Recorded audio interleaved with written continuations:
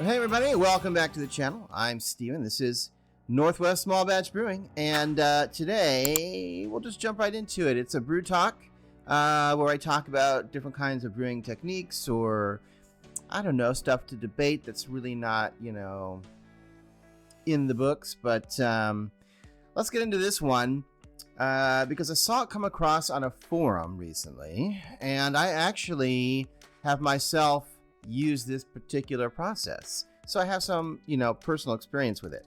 By the way, I am drinking some really delicious coffee. It has nothing to do with this video. It is not sponsored, but if you're interested, it's this coffee called BLK and Bold, single source from Ethiopia. Not kidding, it's like chocolate blueberry. It's amazing. Anyway, if I have a link that I can find for it, I'll put it in the description just for your, sanctification. But at any rate, cheers. Good morning. It is very cold here today. So I want to talk about using ice to chill your wort, because I used to do it, and I have seen people asking about it. So I want to revisit that. So the first thing is the idea being that if you're going to use ice, literally putting ice into your wort directly to chill it, you have to overshoot your gravity. Sort of like if you're doing, you're going to rinse your grains, you're going to, go that route because you don't have a big enough kettle. You have to overshoot so that you can then dilute the wort with a portion of ice to get the wort down to pitching temperature. That's the idea. All right. However, I feel like, just a side note, as with many things, I've brought this up many times on my channel, I think a lot of the reasons that people are set in their ways and say we have to do this way is because it's the way they do it in commercial brewing. And I've said this before, and I'll just keep saying it. What we do at the homebrew level does not always equate to the commercial level. So if somebody's doing something in commercial brewing, it does not necessarily mean that it needs to be done the same way in homebrewing. We have such a smaller scale when it comes to homebrewing. So like in this case, they have to cool down their wort using some mechanism in commercial brewing because the sheer volume of beer that they're making, imagine how long that would take to cool if you just left it sitting there. I mean, it would take, who knows? I mean, weeks and weeks, right? It's just not feasible. So they have to have some kind of heat exchanger, They have to have a plate chiller, or a lot of them have, this is getting off topic, but a lot of them have jackets, metal jackets built on the outside of the pots that they can run glycol or whatever through it. The point is, on the homebrew scale, we're not cooling down that volume of a beer. Now, if you're doing 10 gallons of beer or 20 gallons of beer, the conversation might change. I'm talking about up to like 5 gallons, which is what, most homebrewers are making. You really don't need a plate chiller. You don't need anything. No chill works just fine for 5 gallons or less of beer. You don't have to do it that way. I'm just saying, I've removed that whole part of the brewing process, and I couldn't be happier. No more dealing with plate chillers and hoses and hooking stuff up. Just let it sit overnight, and it will be at pitching temperature the next day. And if it's not, you can throw it in your fermentation chamber for a little bit to bring it down at that point. Let's get back on topic. The ice, baby. So here's what I used to do. So I used to measure out, I think, 1/4 of a gallon. So I'd take boiled water, right? That's the first thing. You have to boil the water. So you have to do this way in advance, like a week or more in advance. You boil the water that you think you're going to need. Let's say you think you're going to need, I don't know, always have to overshoot so you have enough. So let's say 3 gallons. You divide that up into 1/4 gallon bits, and then you freeze it in the little containers. I used to freeze it in these Tupperware containers that you could pop it out, because otherwise, if you freeze it in something that's glass, you're not getting that ice out of there. Right? So that's something you have to look at. What are you going to freeze the ice in, right? And then you have to divide it into small bits. Why do you have to divide it up?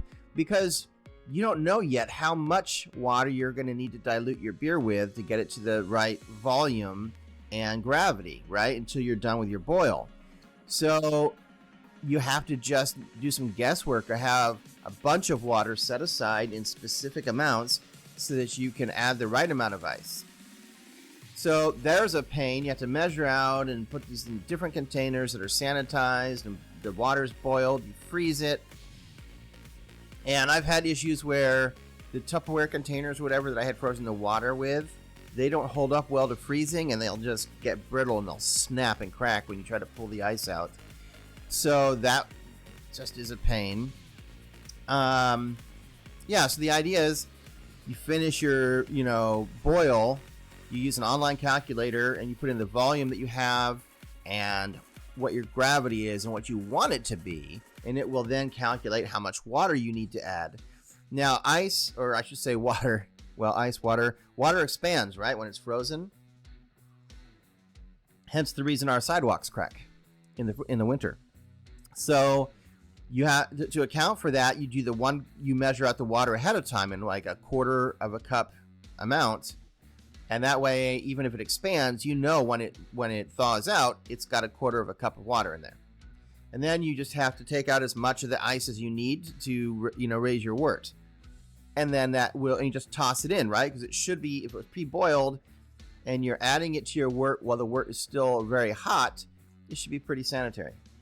I mean, I never had a problem with an infection or anything, but here's the problem.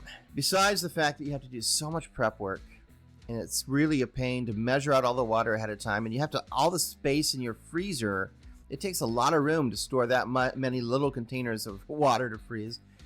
Then you have the issue of, and this happened to me, where you need that volume of ice, so you can't reduce it, right? You know that you need 2 gallons worth of water, and you're putting that much ice in it. I have had times where the ice actually cooled the wort to the point where the ice was no longer melting, and I had chunks of ice floating around in my wort that would not melt. I mean, they would if I probably just let it sit there long enough, but at that point, you might as well just do an overnight chill. So that's one problem you'll come across, is if you need to dilute it too much, the ice is going to cool it to the point where the ice will just stop melting. You're going to have chunks of ice in your wort. And that's not good, because then your wort's too cold to pitch yeast, and you have to wait till it comes back up in temperature. So temperature regulation with this method is not great. It's not great. So at any rate, that's how I used to do it. Eventually, I got tired of.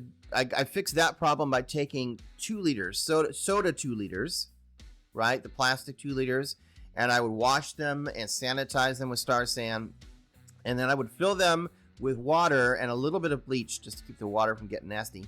And of course, you put the top on, so it's all sealed inside, right? And then you freeze that entire 2 liter. And then I think I had 5 or 6 of them or something like that. At one point, they were all frozen. You take them out of the freezer, you sanitize the outside of them again, and then you just drop the entire 2 liter into your pot. And eventually, it's going to turn back to liquid.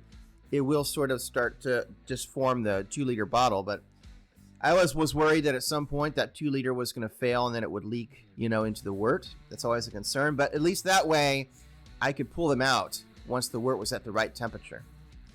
Anyway, I still recommend the no-chill for 5 gallons or less. I think that's a better way to go. You just have to have the time to let it to sit there, and you can't do your entire brew day all in one day. So there's that. Hey, thanks for stopping by. That's all I had for today. I'll be back in another week for another video, and until then, keep on brewing.